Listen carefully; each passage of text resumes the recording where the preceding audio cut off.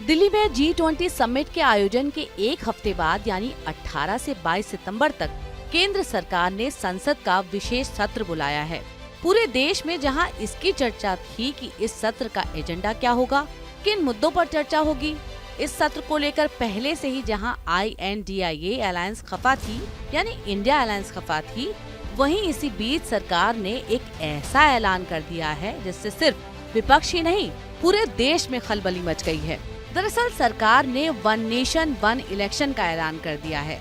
इसके लिए कमेटी बनाई गई है जिसके अध्यक्ष पूर्व राष्ट्रपति रामनाथ कोविंद होंगे। अगले साल होने वाले लोकसभा चुनाव से पहले मोदी सरकार बड़ा कदम उठाती दिख रही है। एक देश एक चुनाव का मसला लगातार सुर्खियों में बना है और इस बीच भारत सरकार ने एक समिति का गठन कर दिया है जो इस पर अपनी रिपोर्ट सौंपेगी। लोकसभा का विशेष सत्र बुलाए जाने के फैसले के बाद से ही एक देश एक चुनाव को लेकर कयास लग रहे थे और अब माना ये जा रहा है कि इस दौरान मोदी सरकार संसद में एक देश एक चुनाव बिल लेकर आ सकती है।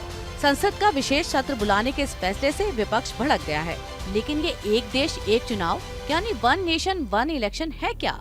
इस पर क्या हंगामा मचा हुआ है जिस पर पूरा विपक्ष एकजुट खड़ा हुआ है? एक देश एक चुनाव का सीधा सा मतलब है कि देश में होने वाले सारे चुनाव एक साथ करा लिए जाएं। अगर देश में एक साथ एक चुनाव का फैसला लागू होता है तो सभी राज्यों के विधानसभा चुनाव और लोकसभा चुनाव एक साथ ही कराए जाएंगे।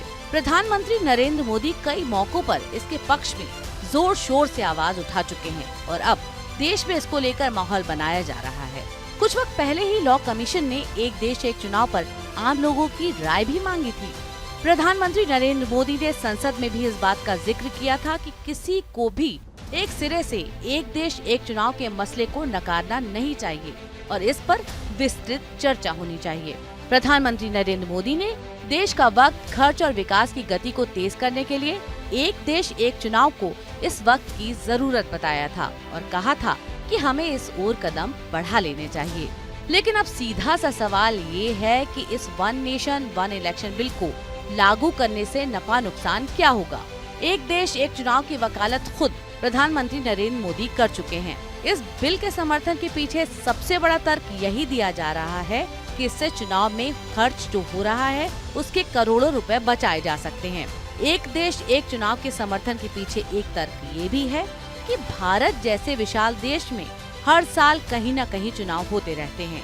इन चुनाव के आयोजन में पूरी की पूरी स्टेट मशीनरी और संसाधनों का इस्तेमाल होता है, लेकिन ये बिल लागू हो गया तो चुनावों की बार बार की तैयारी से छुट्टी मिल जाएगी। पूरे देश में चुनावों के लिए एक ही वोटर लिस्ट होगी जिससे सरकार के विकास कार्यों में रुकावट नहीं आएगी। एक देश एक चुनाव का समर्थन करने वालों का कहना है कि देश में बार बार होने वाले चुनावों की वजह से आदर्श आचार संहिता लागू करनी पड़ती है। इससे सरकार समय पर कोई नीतिगत फैसला ले नहीं पाती और फिर विभिन्न योजनाओं को लागू करने में दिक्कतें आती हैं। इससे यकीनन विकास कार्य प्रभावित होते हैं। केंद्र सरकार भले ही एक देश एक चुनाव के पक्ष में हो, लेकिन इसके विरोध में भी कई मजबूत तर्क गढ़े जा रहे हैं। कहा ये जा रहा है कि अगर ये बिल लागू होता है तो इससे केंद्र में बैठी पार्टी को एक तरफा फायदा मिल सकता है। अगर देश में सत्ता में बैठी किसी एक पार्टी के लिए लहर बनी हुई है, सकारात्मक माहौल बना हुआ है, तो इससे पूरे देश में एक ही पार्टी का शासन हो सकता है जो खतरनाक होगा। इसके खिलाफ एक तर्क ये भी दिया जा रहा है कि इससे राष्ट्रीय और क्षेत्रीय पार्टियों के बीच मतभेद और ज्यादा बढ़ सकता है। कहा जा रहा है कि एक देश एक चुनाव से राष्ट्रीय पार्टियों को बड़ा फायदा पहुंच सकता है, जबकि छोटे दलों को नुकसान होने की पूरी संभावना है। अगर एक देश एक चुनाव बिल के तहत पूरे देश में एक साथ लोकसभा और विधानसभा चुनाव कराए जाएंगे तो इससे इस बात की पूरी संभावना होगी कि चुनावी नतीजों में देरी हो सकती है। चुनावी नतीजों में देरी से यकीनन देश में राजनीतिक अस्थिरता बढ़ेगी, जिसका खामियाजा आम लोगों को भुगतना पड़ेगा। सरकार को संवैधानिक संशोधन को पहले लोकसभा और फिर राज्यसभा से पारित कराना होगा। इसे लागू करने के लिए केंद्र सरकार को कम से कम 15 राज्यों की विधानसभाओं से इस प्रस्ताव को अनुमोदित कराना पड़ेगा। लेकिन देश में लोकसभा और विधानसभा चुनाव कराने का ये फॉर्मूला नया नहीं है। जब मुल्क नया आजाद हुआ था तब भी ऐसा होता था। भारत में अभी तक 4 बार लोकसभा विधानसभा के चुनाव एक साथ हुए हैं और उस दौरान किस तरह के नतीजे सामने आए थे और किस पार्टी को फायदा हुआ था, एक बार ये भी समझ लेते हैं। देश में कब कब हुए एक साथ चुनाव। हिंदुस्तान को 1947 में आजादी मिली, फिर 1951-52 में देश में पहली बार चुनाव कराए गए। पहले 4 लोकसभा विधानसभा चुनाव एक साथ हुए। 1952, 1957, 1961 और 1967 में एक साथ चुनाव हुए थे। सभी चुनावों में कांग्रेस को बम्पर फायदा हुआ था। अधिकतर राज्यों में भी कांग्रेस की अगुवाई में ही सरकार बनी थी।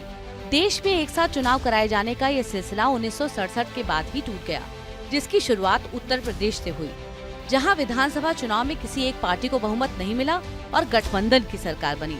लेकिन कुछ ही दिन बाद ये सरकार गिर गई और इसकी वजह से फिर से चुनाव की स्थिति बन पड़ी।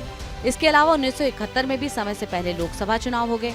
यही वजह रही कि देश में एक साथ लोकसभा और विधानसभा चुनाव कराए जाने का सिलसिला थम गया।